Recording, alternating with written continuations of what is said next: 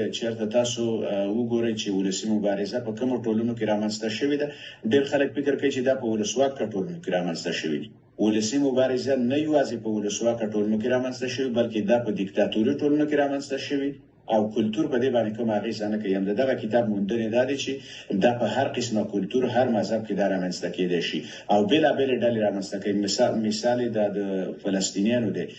د په لومړۍ انتفاده کې فکر کوم په دې کې غلط نشم، د دې مبارزه چې ولسي مبارزه و، د هغې نه وروسته زه به تاسو ته ډېر لنډ مثال وایم. لنډ مثال یې دا دی چې د عربو په پسرلي کې په مصر کې چې د حسن مبارک پر وړاندې کومه ولسي مبارزه روانه وه، په دې کې د ټول نه زیات رول د اخوانیانو.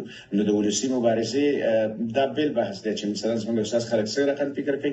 زه به تاسو ته په هغه باندې هغه تیورۍ باندې خبرې وکړم. د تیورۍ د لحاظه ولسي مبارزه په هر ډول ټولنه کې چې اقتصاد قوي که کمزوري او په هر سیاسي چوکاټ کې دیموکراسي، ولسواکي او یا مثلا دیکتاتوري، په دې کې د بریا چانس لري.